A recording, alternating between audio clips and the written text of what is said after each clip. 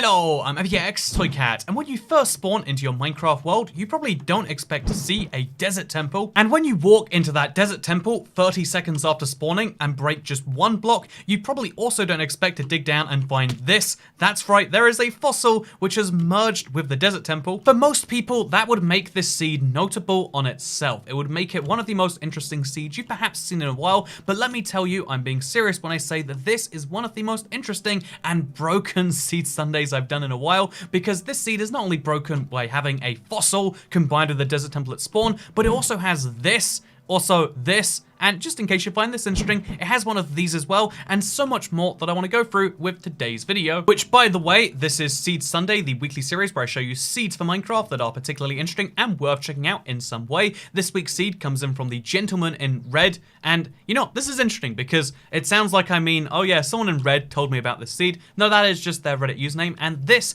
is the spawn point you get if you are to type in their particular seed, which is on screen right now. It's pretty interesting, I would say, right? It's nice. I mean, you spawn in a little bit of a plains next to a desert. It's always nice to have 2 biomes or more at spawn. It's also nicer to have a desert temple this close to the spawn. In fact, it's easier to get to this desert temple than it is to actually get to wood from spawn. That is how easy this desert temple is, and it's made even better by the fact that there's actually a village just behind it, which means easy access to randomly glitching around villagers, easy access to food, easy access to iron if you really want it, as well as crops and anything else that you want to get your hands on. So that is 2 amazing features by spawn. It's a really good starter seed for that reason, because let's be honest, it's really hard to actually use this fossil in some way. It's interesting, but it's kind of just you look at it, you gawk at it, you maybe get the coal ore, and then you go, oh yeah, it's here and it's kind of messing up the structure, even destroying one of my chests. Actually, I think I hate this in a few ways. Also, if you really like the fact that you get 9 TNT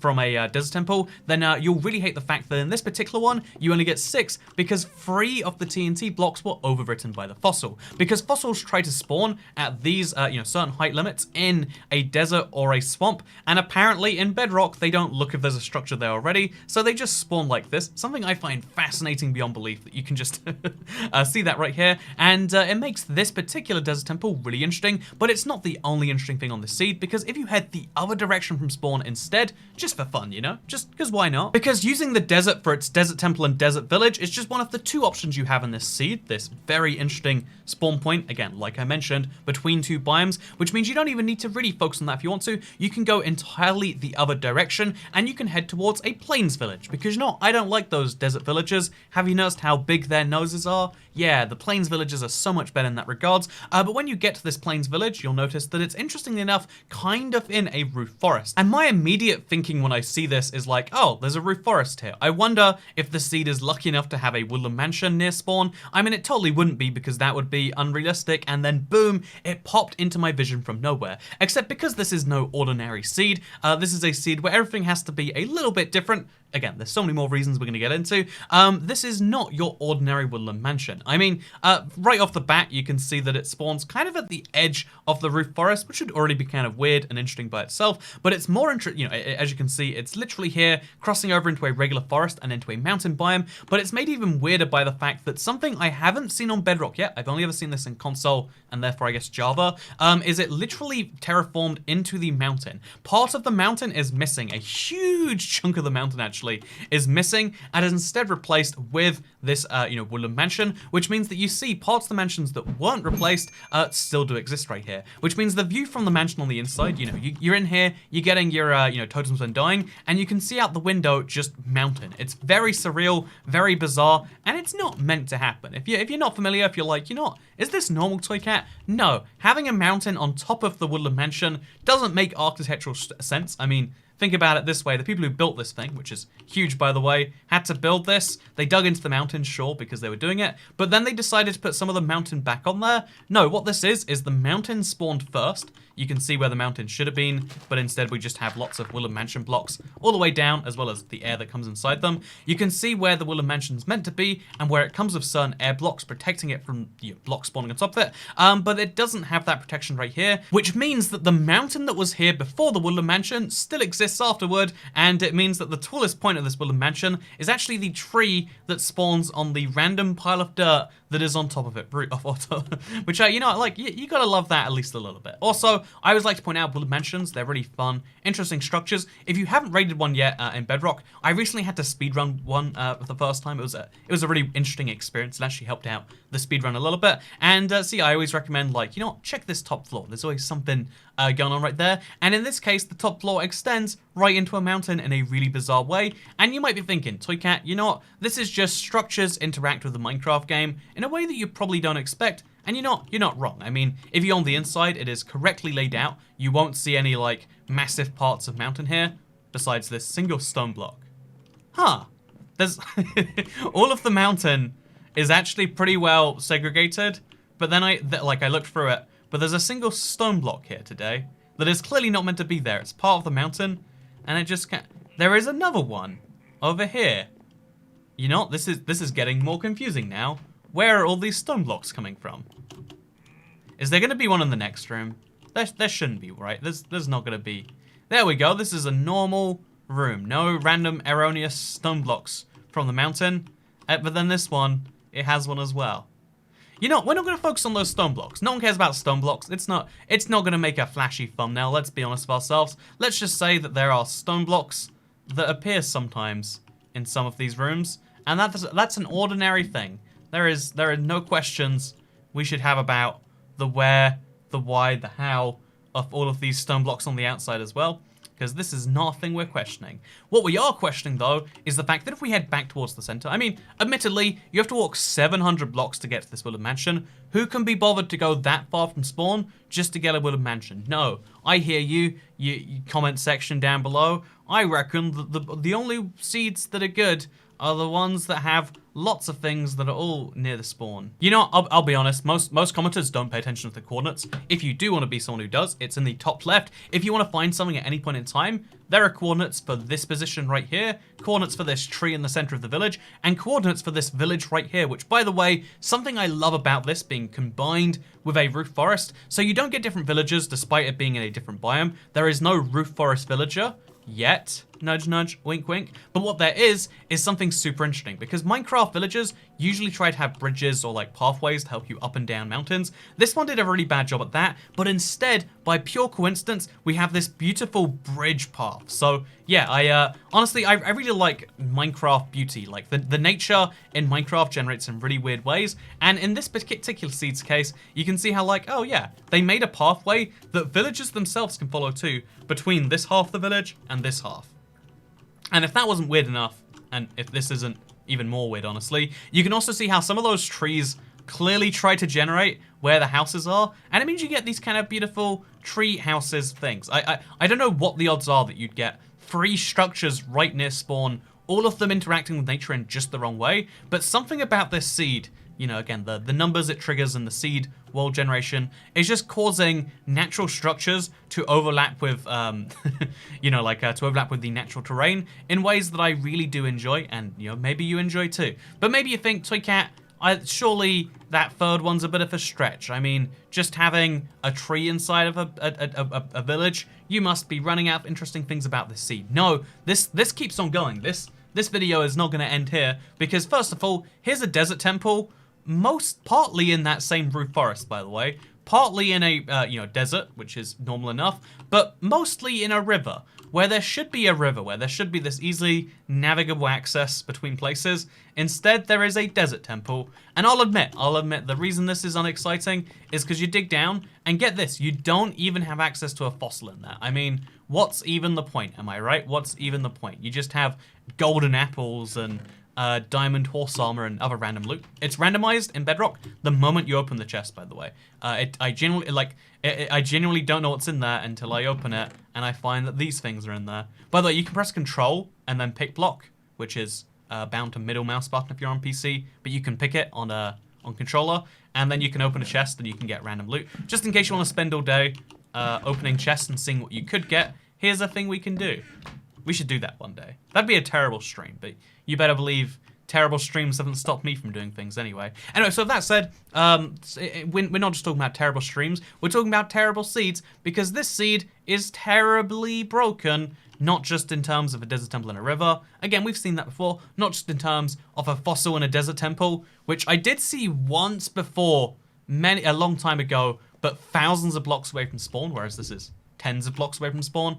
But more interesting than that is the fact that, look over here, you can see there is a lone pillager cave, because something I always love when this happens, there is a pillager outpost perfectly at the edge of where it could be before it generates into the mountain. And this means that you can get the rare experience, I think a very fun experience too, of being able to just jump straight to the top of one of these pillager towers. Because let's be honest, if you're here in survival most of the time, if you're making a farm, yeah, you need to use the full thing, and I think having the mountain makes that handy and fun too. But if you're just here for the loot, you just want your carrots and your crossbow and your arrows, and maybe you want to start a pillager raid, the fact that you can just jump to the top, kill those things, and then just as easily, without any full damage whatsoever, jump straight back out. It is amazing. It is wildly useful, and it avoids all the pillagers that are just oh so godly annoying, right? None of that for you. Also, it's got a little captured iron golem. So handy, mostly for speedrunning purposes, I'll be honest. Like, free iron is nice. But even if you're not speedrunning, who's turning down 3 to 5 free iron? Because you punch the iron golem, and what's he gonna do? You're gonna punch back? Oh, how's that going for you? Is this going real well for you? Oh yeah, it's not going well for you at all, is it? Anyway, so as well as that, if you like your freebies, there's also a village just over here. I'll admit, this village is broken in no ways. It's just a village with a lot of pathways and a blacksmith, which is in a desert. So, you know, I don't like that because you know how those desert villages look? Yeah, I don't like those desert villages. But what I do like is I like the stronghold on this seed. Something which I'll admit is a very decent way away from spawn. You gotta cross this huge desert. Good news is you probably have a saddle, maybe some diamond horse armor. Even if you've got gold horse armor, your horse doesn't need to be that blinged out. And because it's across the desert, you're gonna find lots of villages, as you can see. You're gonna find lots of lava. You're gonna find lots of desert temples. And you know, if you're really lucky, if you really cross your fingers and you hope and you believe that, you know, Minecraft's best structure, you are worthy of it. If you just believe that one day you can find a structure that allows you to find water in a desert, something which is otherwise impossible, and sandstone. I just never know where to look for these two things. And you know where I find it? Do you know where I'm lucky enough to sometimes find that salvation? That's right, it's a desert well. I mean, it's admittedly just 5 bits of water, a few blocks of sandstone, and some slabs. But other than that, it's pretty much the same as salvation and eternal glory. Anyway, so head this way for about 1,000 more blocks, which will include going past this desert, by the way, which is one of the weirdest shaped desert biomes I've seen in a very long time. Look at this thing. It has a desert village, and then otherwise it's pretty much a circle. Like, it's very, very bizarre to look at. I don't know how or why it happened. I just know that it did. And then I can tell you the weirdest thing is that almost that exact same thing with a circular desert biome happened over here as well. It happened here as well, I'm saying. If only there was some structure that could illustrate that for me. But then come over here to this savanna biome, and you'll see, okay, probably not a normal shattered savanna biome. I mean, looks a little bit weird, right? Something seems a bit interesting here. But you don't need to care about that. You can care about it, and you can check out this seed for yourself, or you can just dig straight down to try and find the stronghold room, or the end portal room, which is in the stronghold. So yeah, as you can see, it's visible right in a cave, which by the way means that you're only ever 2 blocks away from being able to access this stronghold as well. You just dig down from here below a patch of melons apparently, and then you can get direct access to your stronghold, just in case you want to do it an easier way, because digging down is something a lot of people are scared of. It's kind of a necessity, but if you're scared of it, that's fine. And then you find a stronghold. And if we use one of my favorite commands to replace all of the stone around the stronghold with air, so we can imagine what it'd be like if there was no stone, you'll start to see just how weird this stronghold really is. It is filled to the brim with an abandoned mineshaft in a lot of places, and that abandoned mineshaft seems to have caused it problems. And this abandoned mineshaft is just connecting to it in all sorts of places you don't expect, you don't want, you don't need necessarily, but you get to see. And it means, yeah, you have this weird stronghold experience that on its surface is just mildly frustrating because you don't think you can find the end portal like the person who sent the seed definitely couldn't. But on the deeper level is like, oh yeah, it's actually intersecting with a bunch of other Minecraft structures, which I think is responsible for why the end portal can't be found. Because the sort of place where you think you might be sure to find an end portal, instead you end up seeing a mob spawner, which might have stopped the end portal room from spawning. Very interesting to look at, right? So yeah, this is a seed with a bit of a mystery going on. It has a lot of things which intersect with each other, and a lot of those things work entirely fine despite the fact that they totally shouldn't. And at the same time, in the same seed, in the same place as all this other stuff, it seems as though that exact same issue has brought it to a point where there is zero end portal room. And it could be that maybe somewhere around here there is an end portal and it's hidden or it's missing, or there's two of them, like in that other seed, Sunday seed. You know, maybe it's just that this is a seed with a particularly hard to find end portal, but after all of my looking, I couldn't find one. And I just want to kind of mention that, yeah, it's a pretty weird, it's a pretty wacky seed. Another thing that makes this seed particularly weird is the fact that it has this room right here, which everyone knows is like the starting Stronghold room. It's the second room right after your staircase, but it has this room several times. We go down another staircase, and where do we end up? We end up in that exact same room. Then we go across here, we take a left, and we're in the exact same room. It's a very weird layout that will lead you being confused more than it won't. But the upside is that if you follow this to its logical conclusion... Oh no, I got lost. But the upside is if you follow this to its logical conclusion in all the directions and don't get lost, do you know what you find in the end?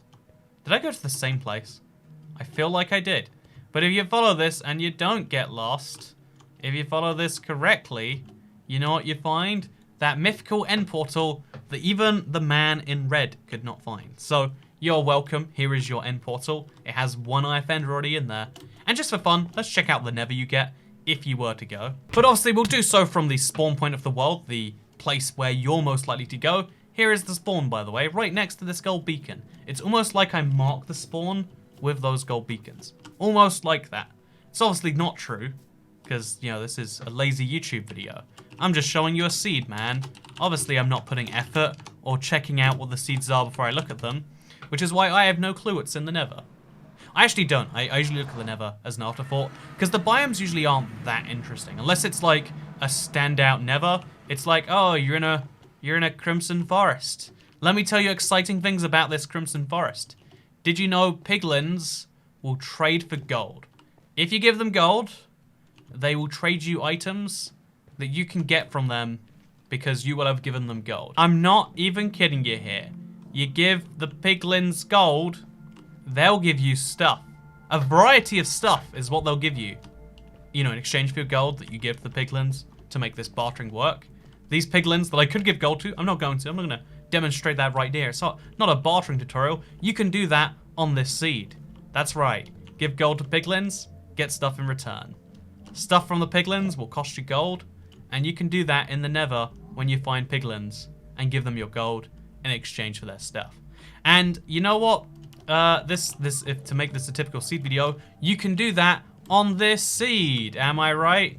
Yeah, so therefore that's useful. That last minute of information really going to help out your day, right? And I hope that you enjoyed today's video. I hope it was useful and informative, because everyone doesn't know this fact. But before we see the result of that, let's say thank you for watching. I hope you all enjoyed, and have a nice day, because I'll see you all in the next one. Goodbye.